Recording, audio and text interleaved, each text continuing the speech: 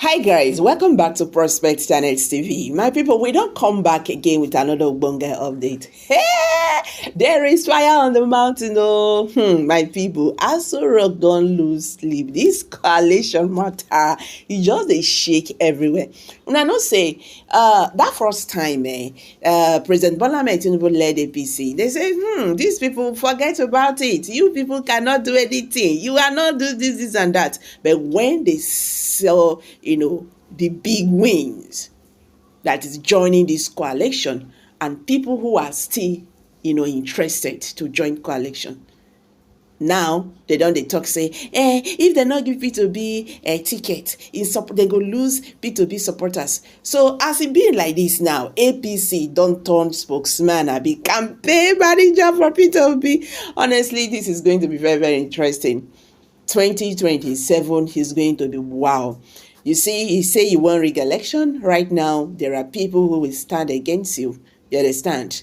Unlike 2023, P2B not get backbone. But with all these political big wins, PDP, all those political big wins in PDP, even in APC, who are aggrieved with President Bola Ahmed Tinubu's administration and all that, and other political parties, they don't join hands together. Honestly, we have never seen this kind of a thing. Even when, they wanted to unseat, they formed a coalition, this APC, to unseat Jonathan. We never see this kind of a thing. When they supported President Muhammadu Buhari, we have never seen this kind of, coalition. Anyway, guys, I go drop this video, make una see wetin dey happen, because the drama too hot. Oh, hey, let's get there. I will be right back. But before then, guys, if today be your first time when you discover this channel, please subscribe, share this video, make it go viral, like, and don't forget to drop a comment below the comment section.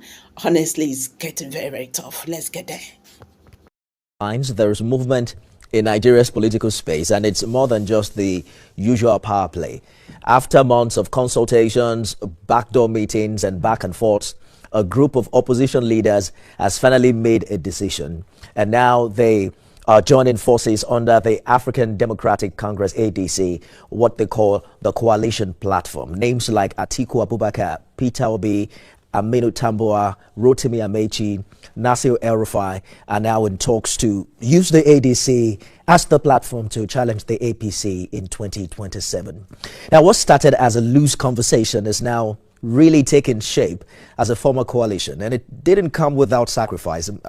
We're following closely the resignation of Nigeria's longest-serving Senate President, David Mark, and he's saying he's done this because PDP is now a shadow of himself, is now interim national chairman of the ADC, and he's officially left the PDP that he helped build in 1998. In a letter to his ward chairman in Otoko in Benue State, dated June 27, Senator Marks did say that the PDP has become a shadow of what it once was, citing deep divisions, unresolved leadership crises, and irreconcilable differences. So what does this really mean for the PDP? Can this new coalition truly offer something different, or is it just another political regrouping ahead of 2027? And should the APC be worried? No, I haven't defected. I am in PDP, but I'm also rallying with the coalition. Just in the established tradition of the People's Democratic Party, that you can be a leader in the PDP and also be in support of the APC party and the APC government, as well as the presidential candidate of the APC. So this is just the life that we are living. Wait, I am confused though. You are still with the PDP, but you are supporting the coalition, right? Is that what you're saying? What are you confused? Yes, I am actually. No, this has nothing to do with the minister of the FCT. We're talking about you and your party, the PDP. Let me break down for you. Okay. The minister of the FCT is a leader in the People's Democratic Party. He is supporting the government of the ruling party, All Progressives Congress. He has also said that he will support the candidature of President Asiwaju Bola Ahmed Tinubu. Perfect. You agree with that? Do you agree with that? No, yes. Apparently, that's in the news. That's what he said. That's the first step. I don't agree with that. I'm also saying that those of us who are in People's Democratic Party and are also desirous of rallying with the coalition, that we can go ahead and rally, because it's in tandem with the principle that has been established in the party. That's the point I'm making. Mr. Lobodio, but do you also agree that the FCT minister has been accused of significantly contributing to the division within your party? Because many people have accused him of anti-party activity. Isn't that the same thing you are doing? How do you remain with the PDP? Hold on for a minute. How do you remain within the PDP that has its own challenges, that is losing people to the APC? This former Senate president, who is now interim chair of ADC, just resigned from your party. So how do you stay within the PDP and you are supporting the people that have left your party? Well, that is the only interpretation to it. You just gave me an example that I'm following through. Let me. I thought you were asking me a question now. Yeah, I'm also corroborating what you are saying now. Are you a party in this matter? I am simply following up what you have said. Are you a party in this matter? Well, I'm an interested party. As a journalist, I need to hear from both sides and understand the story. That's my interest. Just like I am, a journalist like I am. So you ask me the question. No, you are no longer. Provide the answers. You are a politician in this conversation. No, don't let us bring journalism into it. Don't shift me out. I am a journalist first and foremost, and that is why I differ from the attitude and the character of the day-by-day politicians. Just like if you come to politics today, you are going to behave and act possibly in the manner that I will act, because you are not a day-by-day politician. You are a technocrat that has come into politics, and I am saying. You have just said now that there are accusations against the person or the minister of FCT, yes, on Wiki, alleging anti-party activities. Has the party taken any measure in any way? Has the party queried him? Has the party written to him, making these allegations? The answer is no. So it has become an established tradition in the party that you can be A and be B at the same time. So what is wrong if anybody also chooses to be A and B at the same time? I get your position, but I don't want us to derail from the purpose of this conversation. I was talking from the point of view of the good of the party, not what somebody has done as an excuse for also repeating the same. But let us just focus on what has happened today. Were you in any way surprised by David Mark's resignation, or did you see it coming from the way things have been going internally? I saw it coming from the way things have been going in the party. For instance, it is on record, and any member of the PDP will tell you so, that sometimes early this year or late last year, the former president of the Senate, David Mark, went to the BOT meeting and publicly declared that if the zone that he comes from is deprived of his rights in the party and nothing in the party, he will have no choice than to review his own membership, because he said from the beginning that he will be the last man standing. But if the party is now reduced to a forum where people do things as they wish, then you will not have a choice. If you can no longer obey the rules that we subscribe to, that we will live by, so you will have no choice than to leave the party. And he has done the needful. He has not done the needful. Today's formal adoption of the ADC is considered to mark a big shift. Some are saying, well, perhaps we now have a new coalition that can finally provide the kind of united front Nigerians have been asking for in the form of opposition. But we need to also pay keen attention to the people involved. You know, I'm sure you've heard comments about expired politicians, political IDPs, except for Aminu Tambuwa, who's a sitting senator. We have to really look deeply to count the elected officials who have made it to this coalition. How formidable is this team? You know, how strong do you think they are? Because from the other side, they are considered as politicians who have not made their way through under the Tinubu administration. Who had aspirations under the Tinubu government and they didn't get it. But I do know, as a fact, that you know when you kill a snake, when you kill a snake, you know it doesn't die immediately. It will revolt. So what is happening now in the camp of the All Progressives Congress is revolt. They are panicking. That's the truth. So it is because of that they are looking for excuses and making excuses for themselves. Oh, they are expired politicians. Peter Obi got over 6 million votes in the last election because he's an expired politician. Is that right? Or is it Malamed Nasir and El-Rufai that is an aspiring politician? Or who would you call an aspiring politician? It's just because people are feeling the edge, they are feeling it's itching. It's itching the body of the APC. And so the only consolation that they can give to themselves is to look for terms to describe the people who are pulling together. And let me tell you something, Nifemi. If you are limiting your perception to the people that you see here today, then you haven't got a clear view of what is building. What is building is the mobilization of Nigerians to stand by our democracy and make sure that the rights of expression is upheld. That's what's building. And across the nation today, Nigerians are upbeat. They have moved from their position of disillusionment to a position of expression and saying, oh, so we can even still have a platform where people can go and contest. Look at what happened in the local government election in Lagos State. If I may do a proper review of what happened in the local government election in Lagos State, and you think that people will continue to be suppressed in that manner? Let's be frank now. You know what? I agree with you. I agree with you to the extent of Nigerians having the right of expression. But as a politician yourself, you understand the power of having elected officials in your camp. I mean, do you think Nigerians will take this coalition seriously if they are not seeing governors, the camp, senators, members of House of Reps? And is that something you think would happen anytime soon? You didn't watch the event of today. If you watch the event of today, you will see senators, you see members of the House of Reps at the event. And look, 2027 election is going to be about the desire of Nigerians to take power. That's where it's going to play out. So when people keep talking about and state governors are here, 72 members of assembly. We've seen similar alliances crash before now. What makes this one different? Especially, you talked about Peter Obi, who had some millions in the last election. And if you add that vote to that of Alhaji Atiku Abubakar, quite significant. Well, how do you see both of them work together? Well, never me.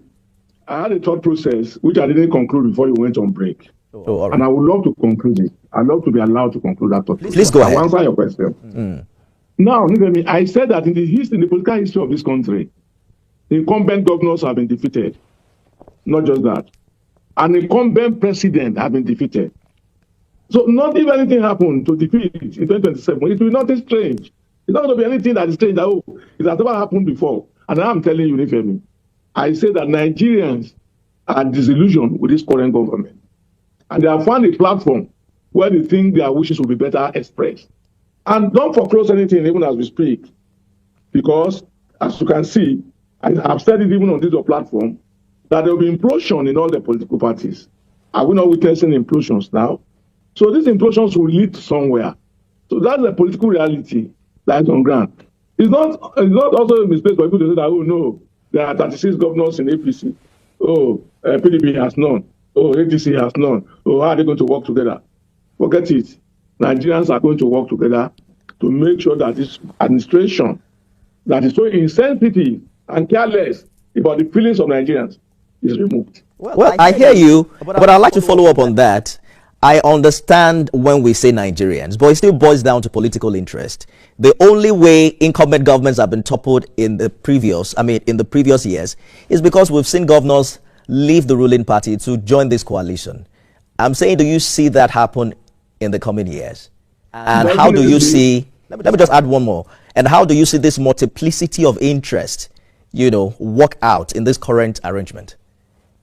Well, I didn't talk to toppling of government, so let me clear that. I spoke to the issue of sitting governors or a president being removed through the ballot. And that's the point I'm making. No, that's the same point I'm making too. That's the point I'm making, that the only way we've seen that happen when former President Goodluck Jonathan lost the election, we saw governors decamp. That's the point I'm making as well. We're on the same page in that regard. You spoke about government being toppled. You use that word. I didn't use it. So I'm re-emphasizing that I did not use the word toppled, but rather I said there will be a change of government through the ballot. That's the point I want to make. You know, these are two different things. Toppling the government and replacing one another through the ballot is two different things. Now, having said that, you are concerned about, how will the interest be managed? How will the interest be settled? Or you even call it multiplicity of interest. When they get to that bridge, they will cross it. I don't think anybody that is not within, like me now, like I told you earlier, I'm still within the PDP, but aligning with the coalition. So it is not of a concern to me to say, yes, how will these things be managed? So leave the owners of the party. They have said that that every member is going to be equal. That there are no joiners and there are no owners. All members belong to their Congress. Valid point. So let's allow Nigerians to move in there and let them decide how they want their party to run and how they want to achieve purpose. I think that's the responsibility. Well, you agree that interesting days are ahead, because even you have not been able to come up with a specific strategy as to how that is going to work. But we're going to put that aside and watch how things happen, right? But a few days ago, you... So even if I know the strategy, I'll come and place it in public space. But at least... No, perhaps you could show us from... Perhaps you could show us from history how that has worked. You know, what I'm trying to say is that it will take a level of ingenuity. Nifemi was not removed from office through the ballot. Yes. And to that extent... Wait now. In 2000 look, how many governors are we going to count? Incumbent governors that have been removed from office. They are sitting governors. They were voted out of office. That is the essence of democracy. That is the beauty of democracy. That we can give you 4 years and to come and govern us. Then within that 4 years, we become insensitive to our plight. Insecurity is overwhelming the nation, and you are helpless about it. Then we have a responsibility to say, look, just do your 4 years and go. OTP, one-term president. Many of these claims are highly debatable depending on who you're talking to. But I wouldn't follow up on that because, Nigerians have a mind of themselves to, agree or disagree with you at will. But you were quoted recently to have said that Mr. President is forcing governors to join the APC. And that's very interesting because you made reference to his reconciliation effort between the FCT minister and the Rivers State governor. Do you have some inside information that we're not privy to? You are doing interpretative journalism, and I can understand it. Go and listen to the audio. I didn't say Mr. President, I said the party APC and its government. So when you want to talk to somebody, go and read, go and do your research on the person you want to talk to. Are you saying... No, you two wait, because... Just like you, I'm a journalist. Hold on. We can drive this conversation in such a way that it looks confrontative, but that is not what we're doing here. Just a minute. No, just a minute. Let me ask the question so you can speak to the context and the context, right? You were referencing Mr. President's reconciliation effort between both parties. And as you are aware, the media, there's a lot of conversation about the deal that have been cut between both parties. I'm asking if you have inside information as APC as a party instructed Governor Fubara to join? I don't know whether I don't work for APC and I don't live in APC. But I'm telling you, and I have no apologies to render about that the ruling party and its government is harassing members of the people, leaders of the People's Democratic Party to join their political party. And I don't know why you are bringing this argument up, Nifemi. Because even the party you are defending now has come out to say that it doesn't matter to them. Now you are sounding a lot like a politician, because there is no point where I defended any party. I'm only asking for clarity as to the claims you made in the previous interview, Mr. Ologbondiyan. Please speak to the context of this conversation. I'm not defending any party. I'm asking, do you have inside information about what happened at that meeting?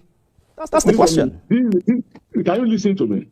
I'm trying to. Do you want to ask? I'm trying to, but I would also allow you make certain claims that I have not. I won't allow you to misquote me. Do you want to ask questions and answer them by yourself? I'm trying to bring clarity to this conversation. I am not defending any party. In answering my questions, you have to make accurate comments. You want to ask questions and also provide the answer. Go ahead, Mr. Ologbondiyan. No, no, no. If that's what you want to do, I can sit down and cross my arms and watch you. I don't have issues about that. But I am telling you that in the People's Democratic Party, that there are reports, there are cases of intimidation, of harassment. So if you have anything to the contrary, instead of defending APC, I'm telling you that even the APC has said that they are satisfied. You're making this conversation a little bit difficult, Mr. Ologbodiyo. We've had a couple of other conversations. We have 1 minute to go. You have made a claims. I'm asking, do you have proof that certain PDP members are being harassed or forced to join the APC? That's the question, but you're not answering it. You're just dancing around it. I'm not turning around anything. I have told you clearly that there are such claims, there are such reports in the People's Democratic Party. And I've told you clearly also that even Mr. President has said that if the PDP is in disarray, it's not his duty to manage it. And he doesn't even mind it being in disarray. So when you are talking to me, Nifemi, do your research, get what I have said accurately. Don't come and put words, or don't come and do interpretative journalism.